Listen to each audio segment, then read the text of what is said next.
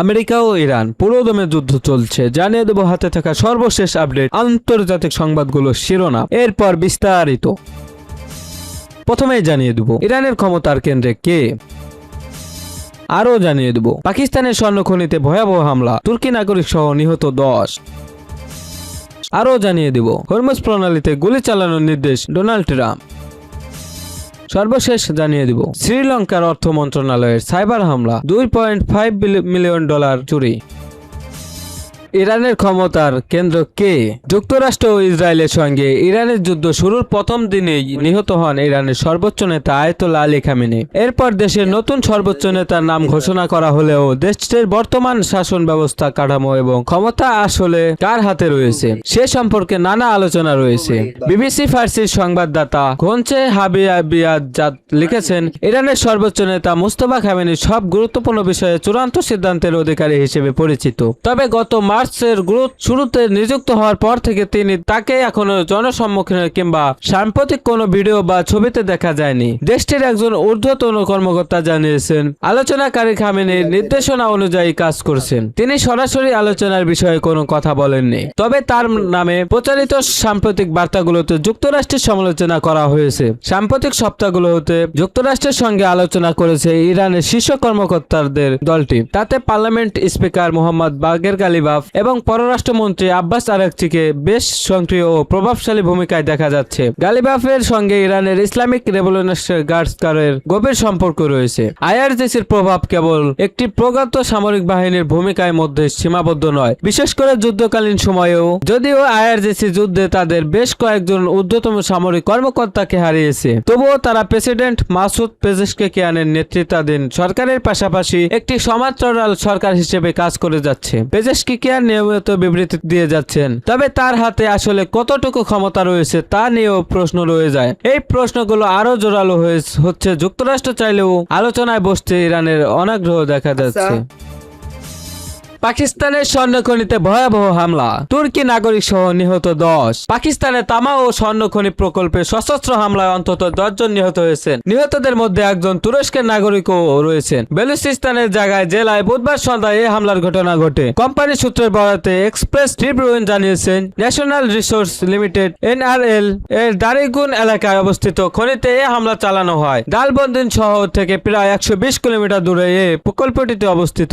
এক বিবৃতিতে কোম্পানি জানিয়েছে, বুধবার বিকাল 5:45 হামলাটি শুরু হয়। সঙ্গে সঙ্গে ফ্রন্টিয়ার কর্প সহ এফসি নিরাপত্তা বাহিনী ঘটনাস্থলে পৌঁছে এলাকা ঘিরে ফেলে। পুলিশ জানায়, খনিতে নিয়োজিত বেসরকারি নিরাপত্তারক্ষী হামলাকারীদের প্রতিরোধ করলে উভয় পক্ষের মধ্যে তীব্র গোলাগুলি হয়। কর্তৃপক্ষ জানিয়েছে, হামলাকারীরা খনির ড্রিলিং যন্ত্র, জেনারেটর সহ বিভিন্ন গুরুত্বপূর্ণ সরঞ্জামে আগুন ধরিয়ে দেয়। গুলিবর্ষণ ও রকেট হামলার কারণে একটি জ্বালানি ট্যাঙ্কে ভয়াবহ বিস্ফোরণ ঘটে। এতে কয়েকজন কর্মী দগ্ধ হয়ে মারা যান। পরে হামলাকারীদের একাধিক যানবাহন নিয়ে ঘটনাস্থলে ত্যাগ করেন। হতাহতদের ডালবন্দিতের প্রিন্স ফাহাদ হাসপাতালে নেওয়া হয়েছে। হাসপাতাল সূত্রে জানা গেছে, হতাহতদের মধ্যে বেলা সিন্ধু, খাইবার পাখতুনখাওয়া, গিলগিট বালতিস্তান সহ বিভিন্ন অঞ্চল এবং স্থানীয় এলাকার মানুষজন রয়েছেন। নিহতদের মধ্যে ওমর নামে একজন তুর্কি নাগরিকও শনাক্ত হয়েছেন। ঘটনার পর নিরাপত্তা বাহিনী দুর্গম এলাকায় তল্লাশি ও অভিযানে নেমেছে। কোম্পানি জানিয়েছে, অবশিষ্ট কর্মী ও স্থাপনায় নিরাপত্তা নিশ্চিত করতে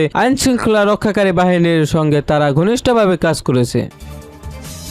হরমুজ প্রণালীতে গুলি চালানোর নির্দেশ দিল ডোনাল্ড ট্রাম্প। হরমুজ প্রণালীতে মাইন পুঁতেছে এমন জাহাজ দেখা মাত্র মার্কিন নৌবাহিনীকে গুলি চালানোর নির্দেশ দিয়েছেন ডোনাল্ড ট্রাম্প। তিনি জানিয়েছেন, শুধু গুলি নয়, প্রয়োজনে হত্যাও করতে দ্বিধা করা যাবে না। বৃহস্পতিবার 23 এপ্রিল ট্রুথ সোশ্যালে পোস্টে ট্রাম্প বলেন, আমি মার্কিন যুক্তরাষ্ট্রের নৌবাহিনীকে নির্দেশ দিয়েছি, যে কোনো নৌকা, এমনকি ছোট নৌকাও যদি হরমুজের পানিতে মাইন বসানোর চেষ্টা করে তাদেরকে গুলি করে ধ্বংস করতে হবে। গুরুত্বপূর্ণ আন্তর্জাতিক নৌপথে কোনো ধরনের নাশকতা বা মাইন স্থাপন চান না ট্রাম্প। তার মতে, এমন কর্মকাণ্ড বৈশ্বিক জ্বালানির পরিবহন ও নিরাপত্তার জন্য বড় হুমকি তৈরি করতে পারে। ট্রাম্প বলেছেন, আমাদের মাইন ছড়ানো জাহাজগুলো এখনই স্ট্রেট অফ হরমুজ পরিষ্কার করছে। আমি নির্দেশ দিচ্ছি এই কার্যক্রম আরো জোরালো ভাবে আগানোর। আগের তুলনায় 3 গুণ গতিতে চালিয়ে যেতে হবে। ট্রাম্পের এই বক্তব্যকে ঘিরে আন্তর্জাতিক অঙ্গনে নতুন করে উত্তেজনা তৈরি হয়েছে। সমালোচকরা বলেছেন, এমন কঠোর নির্দেশ পরিস্থিতিকে আরো জটিল করে তুলতে পারে। শ্রীলঙ্কার অর্থ মন্ত্রণালয়ে সাইবার হামলা, $2.5 মিলিয়ন চুরি। শ্রীলঙ্কার অর্থ মন্ত্রণালয়ের কম্পিউটার সিস্টেমে সাইবার হামলা চালিয়ে 2.5 মিলিয়ন মার্কিন ডলার চুরি করেছে সাইবার অপরাধীরা। এটি এখন পর্যন্ত দেশটির কোন সরকারি প্রতিষ্ঠানে হওয়া সবচেয়ে বড় সাইবার অর্থ চুরি। বৃহস্পতিবার 23 এপ্রিল দেশটির পক্ষ থেকে বিষয়টি নিশ্চিত করা হয়েছে। এই ঘটনায় পাবলিক ডেট ম্যানেজমেন্ট অফিসের 4 জন জ্যেষ্ঠ কর্মকর্তাকে সাময়িকভাবে বরখাস্ত করা হয়েছে। শ্রীলঙ্কার অর্থ মন্ত্রণালয়ের সচিব হাসানা সুরিয়াম্পেরুনা জানান, চুরি হওয়া অর্থটি অস্ট্রেলিয়ার কাছে ঋণ পরিশোধের জন্য পাঠানোর কথা ছিল, কিন্তু তদন্তে দেখা যায় নির্ধারিত সেই অর্থ হঠাৎ করে এই মন্ত্রণালয়ের হিসাব থেকে গায়েব হয়ে গেছে। তিনি বলেন, প্রথমে মন্ত্রণালয়ের ইমেইল সার্ভারে অনুপ্রবেশের চেষ্টা ধরা পড়ে, পরে তদন্তের এই অর্থের চুরির ঘটনা নিশ্চিত হয়। কর্তৃপক্ষ জানিয়েছে বিষয়টি নিয়ে ফৌজদারি তদন্ত চলছে। এ ঘটনায় বিদেশি আইন শৃঙ্খলা সংস্থার সহায়তাও চাওয়া হয়েছে। এছাড়া অস্ট্রেলিয়ার কূটনৈতিক প্রতিনিধিরা জানিয়েছেন তারা অর্থ লেনদেনের অনিয়মের বিষয়টি সম্পর্কে অবগত আছেন এবং শ্রীলঙ্কার কর্মকর্তাদের সঙ্গে তারা সহযোগিতা করেছেন। এই সাইবার চুরি শ্রীলঙ্কার জন্য বড় ধাক্কা। দেশটি 2022 সালের ভয়াবহ অর্থনৈতিক সংকট থেকে ধীরে ধীরে ঘুরে দাঁড়াচ্ছিল। ঠিক এই সময়ে সামনে এলো এই বড় চুরির ঘটনা। কেন্দ্রীয় ব্যাংক নাগরিকদের জানিয়েছে আর্থিক ব্যবস্থাকে লক্ষ্য করে সাইবার হামলার ঝুঁকি ক্রমে বাড়ছে, তাই সতর্ক থাকুন।